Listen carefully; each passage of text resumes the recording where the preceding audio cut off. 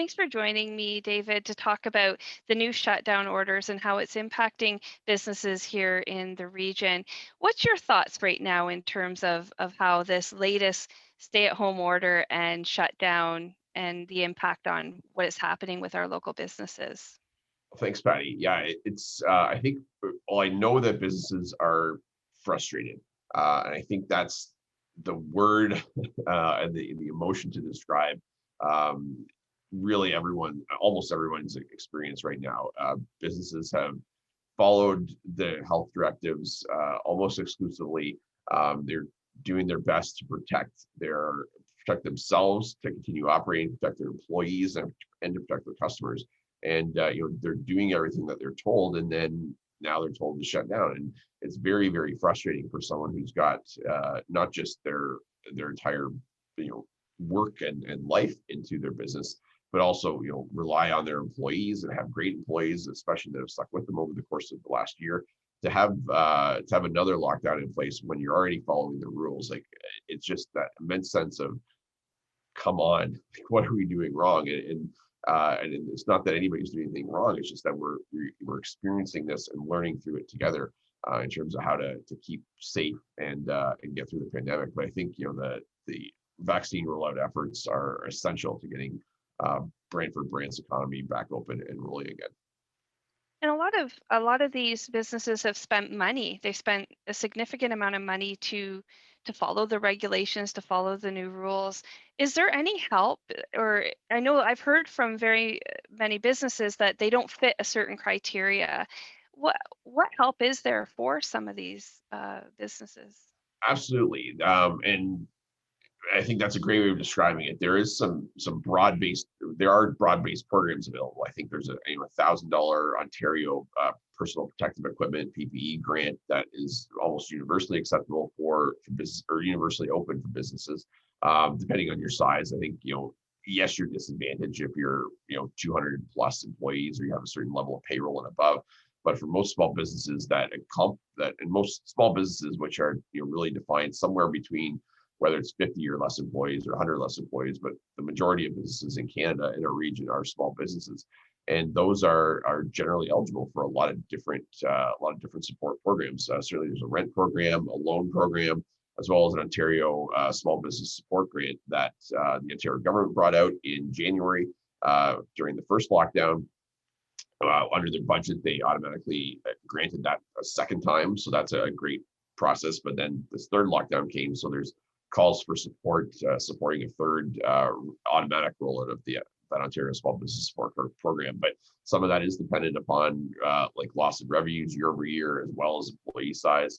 And it can be onerous upon a business owner to apply for that program or apply for any programs. But hopefully they're able to get help or get support to run through some of those programs. But for the most part, if you're a small business trying to operate, there is one or two or more programs available for you. And that's where the chamber comes into play. And we're pleased to assist in navigating that if you haven't already applied for a program.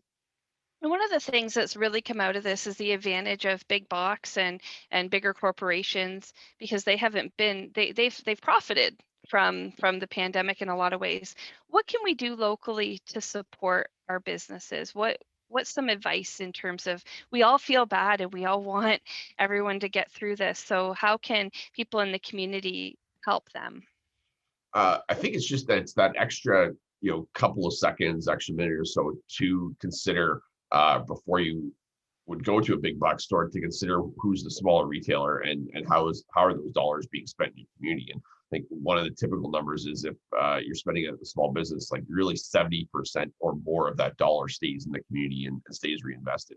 And we understand from a business perspective, it's you want quick and convenient, but if you don't focus on the local, that local is not going to be there when you need it. So that, particularly with our restaurant community, tasking to order out and either go get it or pick it up or have it delivered. Those are options that are great for you, and spending that extra couple of seconds, extra minute or so to focus on what your local retailer might have versus a big box opportunity. Certainly, there are things that you can only get big box, you can only get online right now, but spending some time and being very intentional in your purchasing habits will benefit your community in the long run. And just one thing, I mean, being intentional with your purchases shows a lot more support for businesses than standing out in front of them with a sign. And the impact of rallies and no lock and people not masking and what it's the pressures it's putting on our frontline staff. What are your thoughts about that?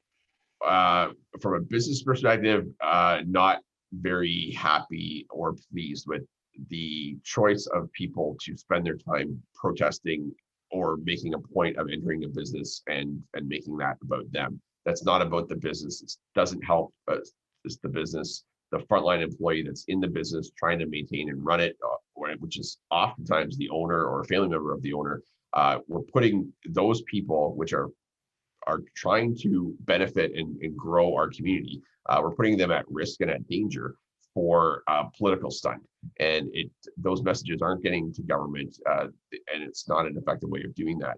The chamber supports businesses operating and opening safely, and encourages, if there's anti-mask protests, like people have a right to protest peacefully, and we support Brantford Police Service in supporting that right. But that peaceful protest doesn't mean you can harass a business virtually through social media channels. You can go in person and put a staff person at risk the businesses are just trying to follow the rules. The employees are trying to follow the rules established by the businesses, established by the government. It's a really, really unfortunate situation, but these business owners have to be able to operate safely, and the actions of very few selfish individuals are really impacting our local businesses and are not helpful in getting us through this pandemic. And the only way that we get through it is with vaccinations and safe business practices, and that has to happen. And the chamber supports our businesses and our Brantford Police Service in managing those types of protocols. Thank you so much, Dave, and I agree. Vaccinations and keeping the virus down as much as we can till we can get needles into arms. Thank you so much for joining me today. My pleasure, Patti. Anytime. You did good.